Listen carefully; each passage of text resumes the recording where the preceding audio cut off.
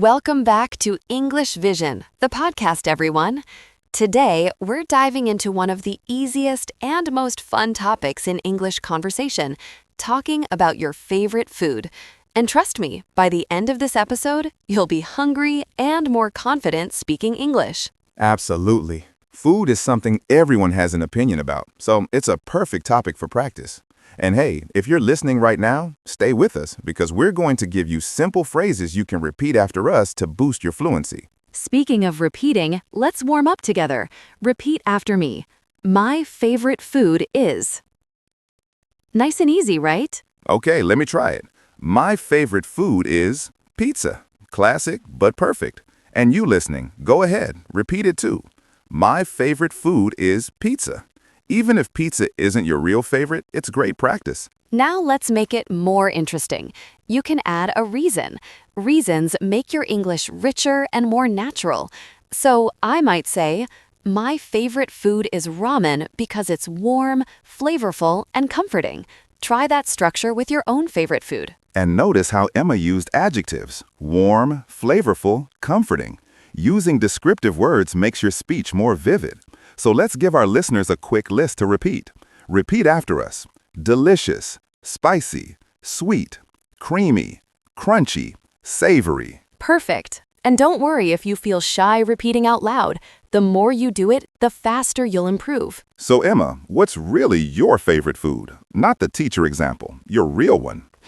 Honestly, sushi. Fresh, colorful, light, everything I love in one bite. Nice choice. And listeners, think of your favorite food right now. When you think about that favorite food, imagine describing it to a friend who has never tasted it before. That's a great way to push your English skills because you focus on feelings, textures, and memories, not just the name of the food. For example, if I describe sushi to someone who's never had it, I might say, it tastes fresh and clean, and every bite feels delicate. Notice how I'm not only saying what it is, but how it feels. Right, and feelings make conversations more human and more meaningful. Try this pattern with us. It tastes. It feels. It reminds me of. These are super helpful when you want to express more than just facts. Let's make a small dialogue to help everyone visualize how this works in a real conversation. What's your favorite food? My favorite food is lasagna because it's rich, cheesy, and comforting. Really? What does it taste like? It tastes warm and creamy, and it reminds me of family dinners. See how natural that sounds? Now you listening, try to imagine having this exact conversation with someone you meet, maybe a classmate, coworker, or even a new friend online. And don't forget to actually repeat the lines out loud. You'll build muscle memory, and English will start to flow more easily. Speaking of memories, food usually connects to moments in our lives. For me, sushi reminds me of traveling along the coast, trying little shops, and discovering new flavors. And for me, pizza reminds me of hanging out with friends after school, sharing slices and laughing until late. Think about your own food memories, because they help you speak with more emotion and confidence. And confidence is everything when learning a language. Another helpful trick is connecting your job to real-life situations. For example, if you're a teacher, you might say, I help students understand new ideas every day. If you're an engineer, you could say, I solve practical problems and design solutions that people use. These explanations make your work sound relatable and clear. Repeat after me. I help. Sometimes learners worry that their job sounds too simple or too complex.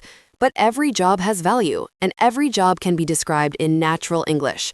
If you clean houses, you can say, I help people keep their homes clean and organized. If you deliver packages, you can say, I make sure people get what they ordered quickly and safely. It's all about expressing the purpose behind the job. Long break. And if you're currently between jobs or studying, that's completely okay. You can confidently say, I'm looking for work right now, or I'm studying to become a, followed by your future profession.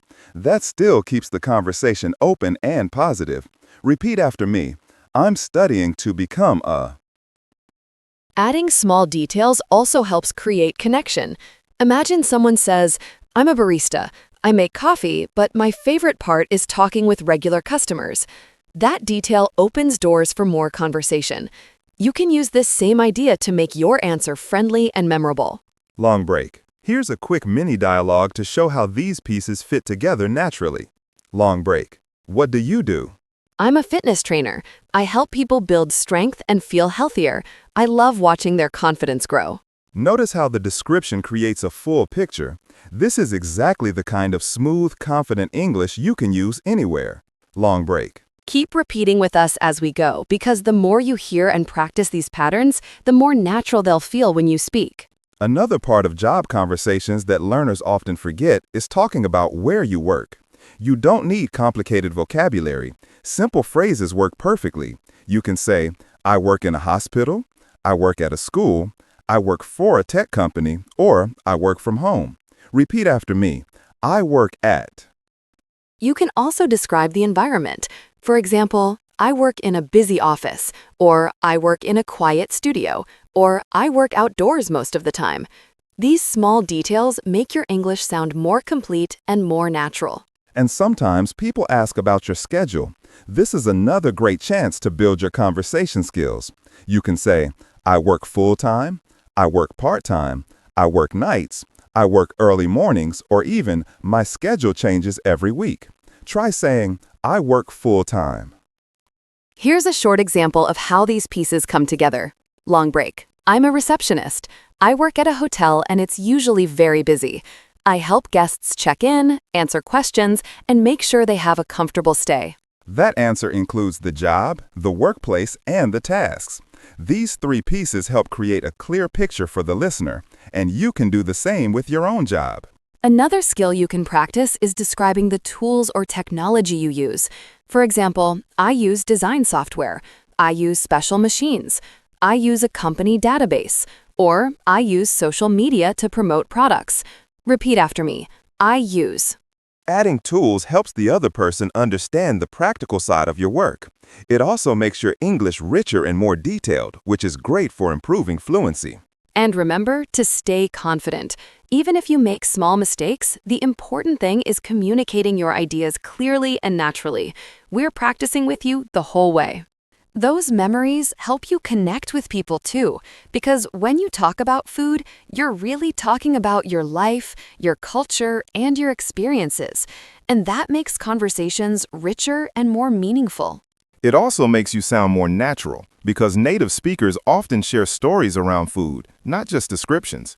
For example, instead of only saying, I like tacos, you might say, I like tacos because they remind me of late-night food trucks and laughing with my cousins. That tiny bit of storytelling transforms a basic sentence into something memorable. Try adding a small story to your favorite food right now. Even one sentence is enough to bring your English to life. Another useful skill is learning how to ask follow-up questions about food. Questions keep the conversation going, and they show curiosity, which people love. You can ask things like, where did you try it for the first time? Or, do you usually cook it yourself or buy it? Repeat these with us to practice rhythm and tone. Where did you try it for the first time? Why do you like it so much? How often do you eat it?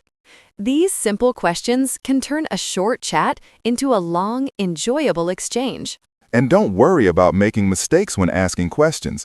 Most people love talking about food, so they'll happily help you along the way.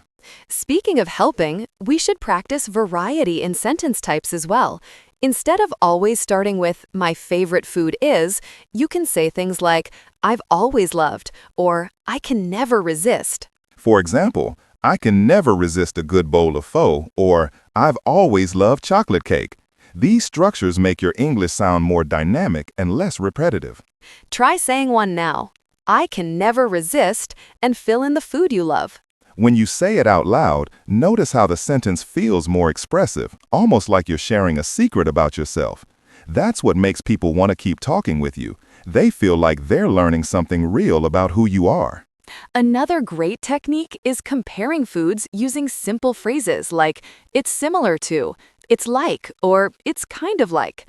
These are incredibly useful when someone hasn't tried the food you're describing. For example, if someone has never had falafel, you could say, it's kinda like a crunchy, herby chickpea ball. And suddenly, they get the idea, even without tasting it. Try one with your own food. Think of something similar and say, it's like, or it's similar to. This helps build clarity in your explanations and makes your conversations easier for others to follow. And it doesn't need to be perfect. Comparisons can be fun or creative too. Sometimes the comparison itself becomes a conversation starter. Another trick is to describe the experience around the food, not just the taste. You can talk about the smell, the sound, the setting, or even the feeling of eating it.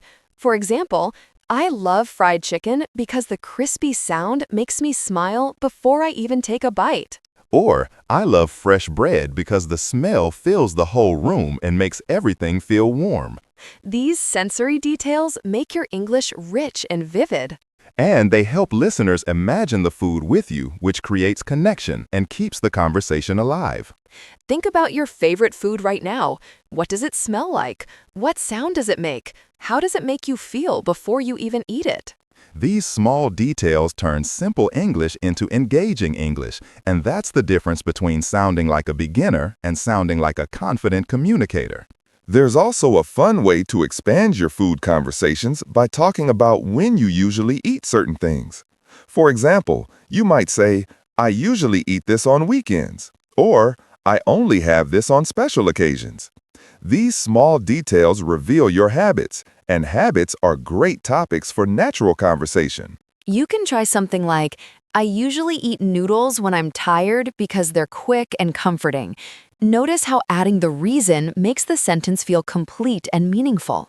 And when someone shares this information with you, you can build the dialogue by asking a simple follow-up like, really, why only on weekends? Or, what makes it feel special? These questions show that you're engaged, and engagement is what keeps conversations alive. Another thing that helps is talking about how the food is prepared. You don't need to explain the whole recipe, just a simple description works. For example, it's grilled, it's steamed, it's fried, or it's baked. And you can combine those with adjectives to make your English pop more. Try saying something like, I love grilled chicken because it's smoky and tender. Or, I enjoy steamed dumplings because they're soft and juicy. Actually, repeat these phrases with us to get the rhythm. Grilled and smoky, fried and crispy, baked and warm, steamed and soft. Practicing these combinations helps you sound more fluent because native speakers often connect preparation and texture like that. Also, don't forget you can talk about where the food comes from geographically. Even a simple statement like, it's a traditional dish from my hometown, or it's popular in my country, gives your conversation cultural depth. And people love learning about food from different places because it naturally leads to stories, memories, and fun comparisons. Think about a food from your culture right now and describe it in one sentence using any of the patterns we've practiced so far. When you form that sentence, pay attention to how your mind starts connecting ideas more smoothly than before. That's your English confidence growing in real time, and it happens when you combine description, emotion, and culture all in one thought. Another angle you can use is talking about who introduced you to that food. Maybe it was your grandmother, a friend, or a neighbor. When you mention people, the story becomes warmer and more personal. For example, my uncle introduced me to this dish, and now it reminds me of visiting his house during holidays. A sentence like that paints a full picture and makes the listener feel included in the moment. And here's something important. Don't worry if your story is simple. Even something like, my friend shared this with me at school and I've loved it ever since, is meaningful because it shows connection and emotion. Speaking of emotions, you can also express what the food says about your mood. You might say, I eat chocolate when I want to relax, or I choose spicy food when I need energy. These kinds of sentences help others understand your personality. Repeat these patterns. I eat it when, and I choose it because. They're very flexible and you can use them in almost any food conversation. Another helpful trick is talking about your preferences using contrast. For instance, I prefer savory food over sweet food, or I like mild flavors more than spicy ones. Try it with your own preferences. You can say, I prefer over, or I like more than. It's a great way to show your tastes clearly.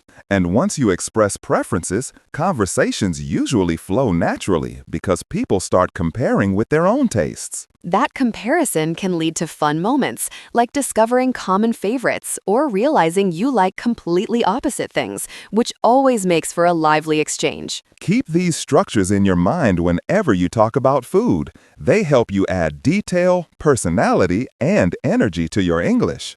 Another great layer you can add is talking about the atmosphere where you enjoy that food the most. Maybe you love eating it at a cozy cafe, or maybe it tastes better when you're outside on a sunny day. Describing the setting makes your English more vivid and helps listeners imagine the whole scene with you. For example, I enjoy eating ice cream at the beach because the breeze makes it feel even sweeter. A simple sentence like that transports your listener right into that moment with you. You can also talk about who you enjoy eating with. Food is social, and expressing that in English adds warmth to your conversation. You might say, I love sharing this dish with my family, or this food always tastes better when I'm with friends. And speaking about sharing, many foods have traditions or routines connected to them. Maybe your family always eats a special meal on Fridays, or maybe you have a friend who always brings snacks to work. Sharing these small habits makes your English sound natural and personal. Another useful point is explaining how often you eat that food without sounding repetitive. You can use phrases like from time to time, every now and then, pretty often, or almost never. These expressions make your English sound smooth and native-like. Try saying one now. I eat it every now and then. Or, I eat it pretty often. Short phrases like these give your sentences variety and rhythm. And if you want to describe how strongly you like something, you can add intensifiers such as really, absolutely, totally, or completely. For example, I absolutely love mango smoothies, or I really enjoy spicy noodles. These intensifiers make your feelings clear without sounding overly dramatic, and they fit naturally in everyday conversation. Think about your own food and try adding one of those words in your description to feel how it changes the tone of your sentence. Another thing that makes food conversations even richer is talking about how your tastes have changed over time. Maybe you hated something as a kid but enjoy it now, or maybe you used to love something but grew out of it. These little shifts show growth and personality, which makes conversations more engaging. For example, I used to dislike olives when I was younger, but now I appreciate their strong flavor and how they add character to a dish. When you talk about changes like that, it helps listeners get to know you on a deeper level. You can try something similar by saying, I didn't like it before, but now I enjoy it. Or, I used to love it, but I don't eat it much anymore. These patterns are simple, but they add a nice storytelling element to your English. You can also describe your dream version of a food, which is a fun way to get creative. For example, my dream burger would have caramelized onions, melted cheese, and a soft, warm bun. It encourages imagination and keeps the conversation playful. And when someone shares their dream version, it's easy to respond with curiosity. Questions like, what would you add? Or, how would you make it even better? Naturally keep the conversation alive. Another angle is talking about foods you want to try in the future. Saying something like, I really want to try authentic paella someday, shows curiosity and opens the door for cultural exchange. And if someone else has tried that food, it leads them to share their experience, which builds connection instantly. You can also talk about the most unusual thing you've tried, even if it wasn't your favorite. Something like, the strangest food I've ever had was sea urchin, and the texture surprised me. These stories are fun, surprising, and memorable. And that's the whole point, using food as a way to practice English while creating moments that stick with you. Before we wrap up, take a moment to describe your favorite food using anything we practiced today. Taste, texture, memory, culture, emotions, habits, comparisons, or future goals. Even one sentence helps your fluency grow. And keep practicing with us because every episode brings you a little closer to confident, natural English. If you enjoyed learning and speaking with us today, make sure you subscribe for more content just like this. Thanks for joining us and see you next time.